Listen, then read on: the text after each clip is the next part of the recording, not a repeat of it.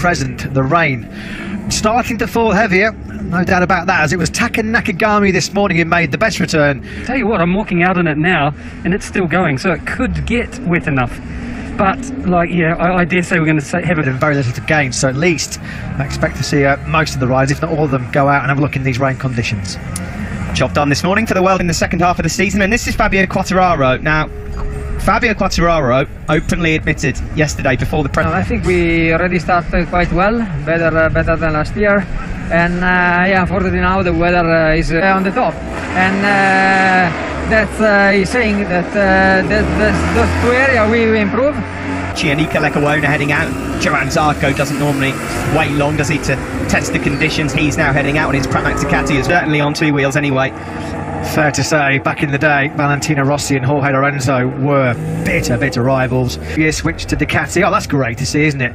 Davide Brivio, the Alpina F1 team chief, back in MotoGP weekend in Hungary. We'll settle for a bit more drama like that on two wheels here this weekend, won't we? Great to see Brivio back though, where his heart belongs, I'm sure. Yeah. Floor there, he was also making sure he wasn't going to be impeding anybody coming out of the pit lane exit as well. Now the Iker Leccaona is that's down. So two sessions there, wasn't there once? Yeah, it was. So Joan Mir also went straight on as Leccaona went down. It was a Moto2 car park. Yeah. Yes, in these kind of conditions, it's always low grit. In rain conditions, but particularly around this Red Bull ring as well, it can distinguish an illustrious career yesterday, winding down towards the end of an era in many respects in MotoGP. I just love. It's not the start to 2021 and Repsol Honda life that he was hoping for thus far. The Honda has been troublesome. That could be so crucial. Last year, remember, during that crucial test in Misano, they found something that really pushed their riders forward and give him a bike so that he can deliver performances as he was last year, of course, here in Austria on the KTM. It has been tough, not higher than 8th place so far on the factory Honda. And the sunshine, that seems like a long time ago now, doesn't it? Already Taka Nakagami getting braced for action. Jack Miller and Bagnaia, they'll be on that machine next year. Well, we just saw him on screen, wonderful, and we mentioned the congratulations. Davide Brivio is... I speak for most of the paddock here when I got a smile when I saw your face back on the TV, that your ball. What's it like being back in the paddock here? But what is your new job like? Can you give us a little insight on what the difference is? Yeah, to come back in the paddock, to be honest, it looks like, I don't know, I was here yesterday, so it's not a big difference. It's nice to be here between. It's a world I've been for more. Now, yeah, my job is completely different. To be honest, it's a different world. It's a motorsport, bigger parts, many more parts, a bigger car, I mean, many more parts, many more people. So like a different way of approaching it. It's very interesting, the engineering behind the technology. Drivers and riders in general, if you don't mind me asking. Yeah, no. I mean, there's of course many similarities because their job while they're driving or riding, and probably in Formula One you have much more his own, you know, and so that's maybe the major difference. And but in Formula One and also technical meetings, that many meetings going on, while in MotoGP maybe a little bit less. All technical meetings all together, all working together, all the teams, the two driver and the engineer. Then of course on the track is another. Everybody is on. We are used to say that the worst competitor is your teammate, no? That's some. So few different, but that's what I'm saying. I mean, we can talk a lot, but it's interesting to see. Good job. Okay, we won a race last weekend. But okay, that's for some circumstances, but also the team was ready and prepared to be there and ready and prepared to take the opportunity because from Fernando protecting Esteban that was leading and things like that. Honestly, I'm just arrived, so I cannot say there's not so much working there. And as I say, the team did a good job to take the opportunity. Last thing I have to ask you, can you give us a few words? Yesterday, I followed the press conference on my phone because I wasn't here. The Valentino Rossi's one. So of course it's a special moment. Valentino retiring from MotoGP. It also in my career, in my job, it comes from there, if you like, you know. So I have very clinging you into MotoGP or even before that? No. I mean, I was in MotoGP. I was in Yamaha. He was in Honda. We joined to him. It changed Yamaha mentality, how Yamaha was approaching racing, I think. I mean, his point of view. And then also, I mean, it's no doubt also my personally, my career from there, because of what I have done with Valentino, they thought I could bring something to Suzuki. So from this point of view, thanks Valentino for it. Session. Wish you best of luck. Great to see you in the paddock. Thanks, thank you very much, and great to see everybody of you as well. From the paddock whenever you hear him talk. Some lovely words there on the transition into Formula One, and of course some brilliant moments. I could just have carried on listening to that interview for another half an hour, to be honest. Well, another man who always finds a way is Marc Marquez. He has gone out. Excellent news, great to see. Oh, here is Maverick Vinales then. Finally tempted out of the sanctuary of the monster. Exactly going on in the mind of Maverick Vinales. And then yesterday, in the pre-event press conference, apologising to part ways with Yamaha. Some journalists asking this afternoon to Takahiro Sumi whether or not that's something that can... Rewinding back a few hours to this morning, turn 3. Miguel Oliveira, look at that first gear, that turn 3. A little bit wide, and then you could hear the rear tyre spin up underneath him. Looked like a fairly innocuous crash, only had a warm-up crash, really slow speed. He broke his back. It was horrible impact. And Miguel Oliveira, concerning times for Oliveira, whether he's just not willing to push and risk it in these conditions. The fastest man on circuit in these conditions, Marc Marquez, has just passed Johan Zarco, who's quickly into his wheel tracks. He's the changing conditions. Well, you look at him right now, Marc Marquez on the 93 Repsol Honda, a 30. The two teammates, Lekawona, fifth at the moment, estimated P2. He's shown in the past it gets wet. That's not something that you hear from many riders, and he does go to P2 with 33.1 then. So it's Marquez. Owner excelled here in the two races here last year. Pair of top 10s, which was a real boost for him at the time. Looks like he might be heading back to Moto 2 next year now. Then Valentino Rossi, that's down the bottom of the hill into turn 4 as well, isn't it? By quite a considerable margin. Makes a similarity. He's dropping down the hill into turn 4.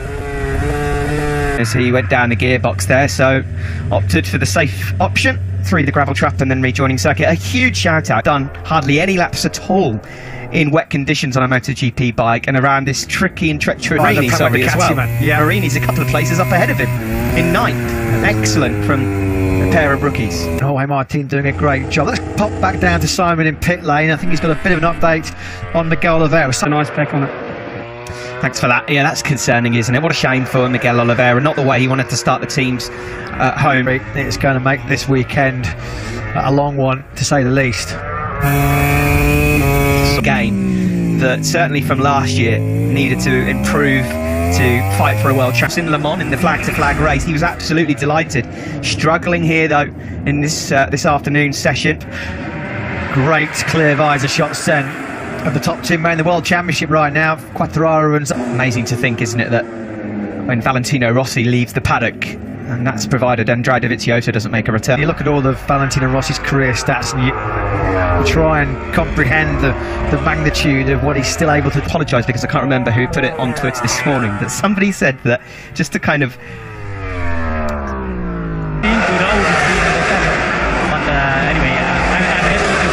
With him in his last season, and I hope we can.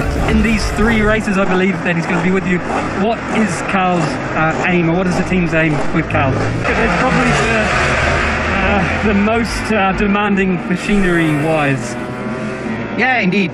Also, our aim is basically Silverstone to try to get the best package, to have him in the flow and get the dust out of his hair.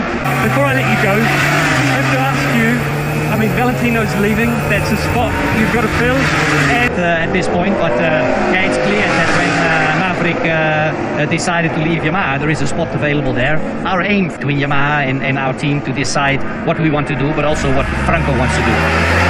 We'll go on. You've done a great. It's a little bit early at this point. Yeah, we cannot say basically nothing, you know. So I don't really say it. Good luck. Thank you very much. Yeah, thanks very much, Simon. Thanks to Wilco Zeelenberg. Yeah, it's a peculiar scenario, isn't it? The seats available going into 2022. Well, we know Franco Morbidelli has already requested a move to the factory team, and it's the natural career step for Franco Morbidelli. You can understand why, if that chance comes along, that's it with Fabio Quartararo next year. And of course, that does create a significant headache for the Malaysian-backed team. They could probably have coped with Remy Gardner not on the market, Ralph Fernandez not on the market because of his big buyout clause and his loyalty to K. Some of the big hitters in Moto 2 unavailable. Well, I mean, you know, you just never know. It could mean that Moto2 in MotoGP. Well, that was the beauty of the Petronas situation. They said, we're not in any rush. We're happy to wait 2 or 3 races in Moto2 right now to string together a real strong run of results. I mean, don't discount the likes of Xavi Vierge. Bring those guys, nurture those guys to be ready to move into MotoGP. So Vierge and Dixon, if they have... He surprised me in that intelligent, more observant, more caring. If I was them, it's like give the kid a chance on the next step up and then the next step up again. That's my thoughts. It's his 10th, 1 place behind Vierge in the Moto2 Championship, but his name has cropped up a few times as well. So 3 Grand Prix. And let's not forget, it's worth noting as well, Steve, is that Yamaha's satellite team, be it Tech 3 Quartararo, Fabio Quartararo was nowhere near anybody's top list for a MotoGP. Next, Fabio Quartararo, aren't they? Somebody that they can nurture, mould and develop into his future. Quite clear, he's signed to stay in World Superbike for the next few years. Nail on head, mate. He was when he committed himself to Yamaha in World Superbikes for another 2 years. Great news for World Superbike fans, of course. But well, you can see here the lap time's still tumbling. Sabadori fastest now from me. In terms of the lap times, immaterial as to who would advance through to Q2. If you're just tuning in, we had a dry, sunny morning session out there, and that is quite clearly a slick tyre in there. Conditions that are just tailor-made for Bagnaia goes up into 4th place. Now with that clear emerging dry line, Valentino Rossi is having his problems. Grip levels in the mixed conditions have always been his bugbear. He's down leading Yamaha right now is Maverick Vinales, who came out of the pits late. Up in the top there is incorrect. The medium front, soft wet rear. Apologies for that. The checkered flag out in just under 30 seconds. Yeah, that'll be a nice boost, won't it, for Lorenzo Savadori? Rain or shine, that's exactly what he's on course to be doing at the moment, although late on there's some pressure building, certainly from the likes of Johan Zarco. Over the line, Aleix Espargaro will come, and he slots his Aprilia inside the top 3 as well. So an Aprilia green there for Nakagami, just behind him Alex Rins on a lap here that could put him up into the top 6. Up on him big start, and that's why Alex Rins was able to sweep by through. Zarco then, estimated P3, but he's not got... He goes second, 31.4 for now then. Savadori holds on to top spot. What is it about? Mir himself about to come across the line. He's already in 3rd. Will he improve? He does improve his time, but not position. Mark Strong wet weather rider he is. Just tapping the world champion there on the shoulder. Is he as good in the... Big smile on the face there of Romano Albiciano. Just saw in the background there Antonio Hibbs where it is, Matt. I don't think many people were expecting Aleix Espargaro to get 6 top 8 finishes. Well, that a top-notch level rider like Maverick Vinales is entertaining riding for them next year. You know, like the infield section. But with the greatest respect to Aprilia, they've not been able to attract the calibre of rider like Maverick Vinales. Do you know what? I reckon I could do some damage on that. Well, there is Maverick. He did go out on circuit in the end. Vinales ended that in last place, number 46 in 22nd. But of course, there's more to come tomorrow. There's a T-shirt somewhere. Well, they Marquez E defenders though as well. More divided loyalty in the grandstands in Austria. Attacking Nakagami then. Vinales, Quartararo, Zarco. I seem to recall it was Jack Miller, wasn't he, getting the top 10.